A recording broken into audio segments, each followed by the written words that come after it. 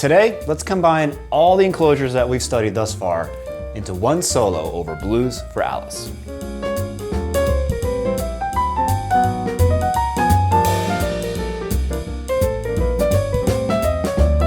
And we're also going to be using two new words from our Bebop Rhythmic Words course, Volume 1, words 2 and 9.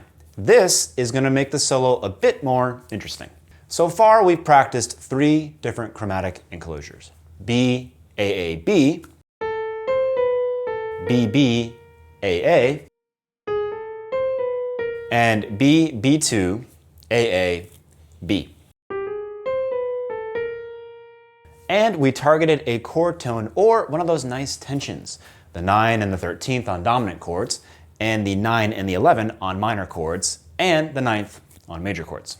So please, if you haven't done so already, make sure to watch the previous videos in this series to make sure that you understand the concepts that we're going to go over today. And remember, all 3 of these enclosures are chromatic, meaning that once we've chosen our target, the notes in the enclosure are completely determined regardless of the current chord. For example, if we choose to target the flat 5 of an E minor 7 flat 5, then a B, A, B enclosure would sound like this. And B, B, A would be this. And B, B2, A, B would be this.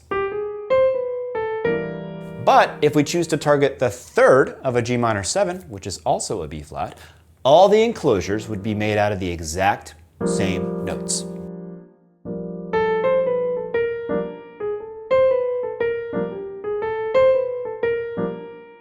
And I've chosen words 2 and 9 from our Bebop Rhythmic Words book because it's not obvious where we can use these enclosures.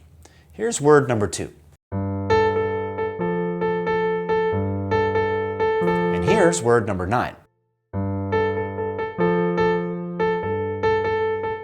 Remember, when you play enclosures, you're always thinking ahead by targeting the next note after the enclosure. In other words, when you play a 4-note enclosure, you will actually play 5 notes. For example, let's say I want to use word 2 at the beginning of the song to target G, the 3rd of E minor 7 flat 5. And we're going to do this with a B, B, A enclosure. Then our target G would be this last note here, anticipating the next chord on the last 8th of the measure.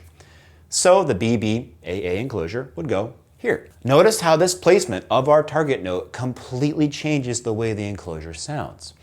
So far in the series, we've been targeting downbeats. So G would have been the first downbeat on measure 2, like this. But now we're playing the G here, and the enclosure sounds like this. These 2 rhythmic placements sound very different, so it's a great benefit to practice these enclosures by placing the targets on different parts of the measure. That's what word 2 and 9 are going to help us achieve. One more thing, if we decide to play a B, B, A enclosure targeting G here, then what do we play on the first 2 notes of word number 2? Well, we can play chord tones from the current chord F major 7. That means we can play something like this. C and E are the 5th and 7th of F major 7, and we can play it upwards as well. Another cool variation of our enclosures will appear when we use them on the first notes of word number 9 here. If I play a B, B, A enclosure here, then our target will be on a downbeat, but the enclosure contains a triplet. These rhythmic variations are essential to master enclosures. So we've created 2 versions of the solo using the 3 enclosures that we've learned to this point, using just 2 rhythmic words, 2 and 9. The first version uses the original words 2 and 9, and on the second version, we flipped the measures of both words. So instead of playing word number 2 like this,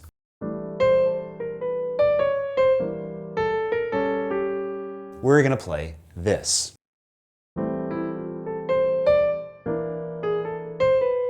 And word 9 will change from this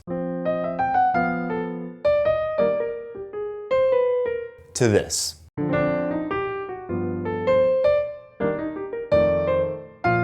Remember that the PDF is accompanied by a backing track, and we've annotated all the enclosures used in the solo so that you can study the score in detail.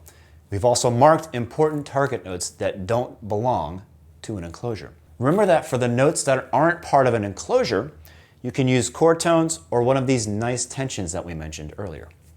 All of our members will receive a PDF with today's exercise, and the PDF will include a link to this video tutorial and to an exclusive access video with the call and response backing track. You can either play with the piano player or just listen to the call and then respond.